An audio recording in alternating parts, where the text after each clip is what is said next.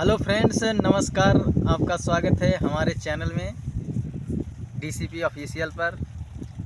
तो किसान भाइयों, आज हम बात करेंगे उन्नत खेती के बारे में। गेहूं की उन्नत खेती कैसे करें, अधिक से अधिक प्रोडक्शन कैसे पाएं।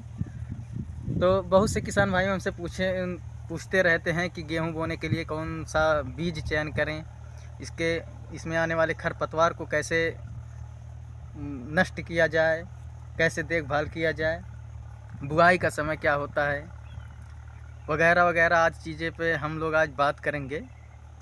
तो सबसे पहले हम लोग आते हैं बीज को लेके बात करेंगे कि कौन सा बीज चयन करें। तो दोस्तों, यहाँ हम लोग पूर्वी उत्तर प्रदेश में बस्ती ज़िले के रहने वाले हैं।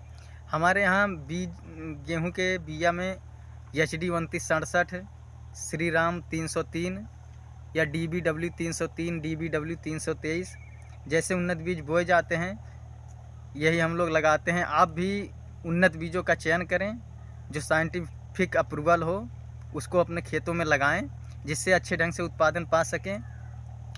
आप लोग ये देख सकते हैं, इधर हमने 1 एकड़ गेहूं लगाया है HD 2967, जो कि 55 से 60 क्विंटल प्रति हेक्टेयर उत्पादन जाता है।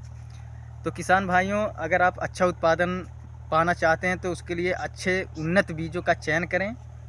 और बाकी DBW 303 हुआ, ये लगभग 80 से 85 क्विंटल प्रति हेक्टेयर इसका उत्पादन जाता है। श्री राम 303 हुआ, इसका भी उत्पादन वही 80 से 85 क्विंटल प्रति हेक्टेयर जाता है। तो फिर अब इसके बाद हम लोग आते हैं कि खेत को अच्छा कैसे बनाएं। तो खेत जब गेहूं काटने के बाद धान काटने के बाद अगर आप गेहूं लगाने वाले हैं तो उसकी पहली जुताई जहां तक हो सके गहरी जुताई करवाएं।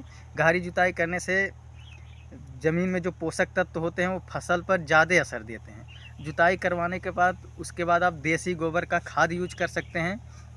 खेत में आप डालेंगे देसी खाद, तब उसके बाद फिर से आप एक बार जुताई करवाइए। उसके बाद अगर नमी ना हो खेत में तो उसको फटक सींचिए, और अगर नमी है, बीज निकल जाए तो उसमें बो दीजिए। आप रोटावेटर करवा दीजिए। रोटावेटर से गेहूं बोने के बाद रोटावेटर से जुताई करवाने का यह फ़ायदा होता है कि मिट्टी भुरभुरी हो जाती है, जिससे बीज निकलने में जल्दी निकलता है। बाकी अगर मिट्टी बढ़वार रहेगा, ढेला बड़ा बड़ा रहेगा, तो बीज थोड़ा लेट निकलेगा, हालांकि उगेगा तब भी, लेकिन रोटावेटर हमारे यहाँ होता है, ज़्यादातर यही सुविधाजनक होता है। दोस्तों, आपने गेहूं का बीज चयन कर लिया है, उसके बाद में आप उसमें DAP प्लस पोटास या तो DAP अथवा NPK भी आप डाल सकते हैं। इसको डाल के आप बुआई कर दीजिए। उसके बाद हम आते हैं इसके सिंचाई के बारे में जानने के लिए। तो इसकी पहली सिंचाई 20 से 21 दिन पे किया जाए तो बेहतर होता है। बेहतर इसलिए होता है, जब 20 से 21 दिन पे सिंचाई हो जाता है तो इसमें जब गेहूं के जो कल्ले होते हैं ज़्यादा निकलते हैं। गेहूं जिसको कहते हैं बियासना, गेहूं ज़्यादा कल्ला देता है तो उसमें बालियां भी ज़्यादा आएंगी, इसलिए 20 से 21 दिन पे इसका सिंचाव कर दीजिए। उसके बाद इसमें यूरिया 45 से 50 किलो प्रति एकड़ यूरिया, उसके साथ साथ आप माइक्रोराइजा, सल्फ़र अथवा जिंक, सल्फ़र अथवा या तो डालिए जिंक, या तो दोनों मिला के डालिए, या तो सल्फ़र जिंक एक ही कोई डालिए। और माइक्रोराइजा ना भूलें, ये जो है रोगों के प्रति लड़ने में सक्षम होता है गेहूं को, और इससे टिलरिंग यानी कि फुटाव भी अच्छा होता है, इसलिए इसको ना भूलें। हाँ, तो आपने पहली सिंचाई 20 से 21 दिन पे करके उसमें खाद डाल दिया। उसके बाद में आप दूसरी सिंचाई हम लोग लगभग वही करते हैं 70 से 75 दिन पर। जब इसमें बालियां आने वाली होती हैं तब दूसरी सिंचाई किया जाता है। बाकी आप अपने अनुभवानुसार गेहूं का स्थिति देख के फिर पोषक तत्वों का इस्तेमाल कर सकते हैं, अगर आवश्यकता हो तो।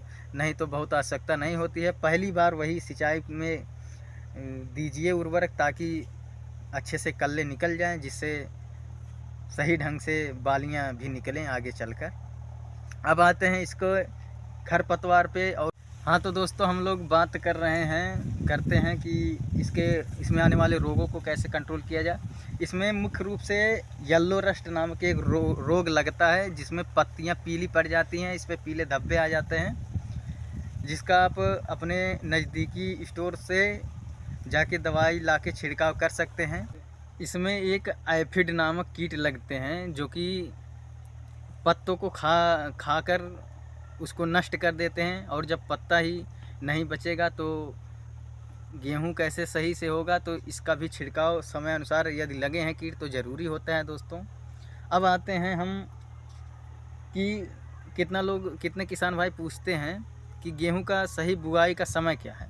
अगर आप उन्नत बीजों का चयन कर रहे हैं, रिसर्च बीज बो रहे हैं, तो अगेती फसल मतलब 1 नवंबर से लेकर 10 से 15 नवंबर तक आप बो दीजिए। गेहूं का बुआई हो जाना चाहिए। उसके बाद अगर आप बो रहे हैं, मैक्सिमम 20 नवंबर तक भी जा सकते हैं।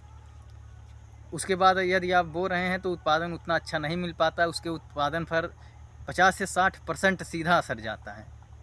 तो हम यही सलाह देंगे, यदि आप उसके बाद गेहूं का बुआई कर रहे हैं तो आप पछेती किस्म के बीजों का उपयोग करें, जो कि मार्केट में आसानी से उपलब्ध है। उससे आपको प्रोडक्शन अच्छा खासा मिल जाता है। तो दोस्तों, आप बताइए हमारा वीडियो आपको कैसे लगा। यदि अच्छा लगा हो तो वीडियो को लाइक कर दीजिए, अपने और भी किसान भाइयों के साथ साझा कीजिए, और चैनल को सब्सक्राइब कर दीजिए। यदि आपके मन में और कोई डाउट हो, सवाल हो तो कमेंट बॉक्स में पूछिए, अगली वीडियो में आपको उसका जवाब दिया जाएगा। तो दोस्तों, हम इस वीडियो को यहीं ख़त्म करते हैं। जय हिंद।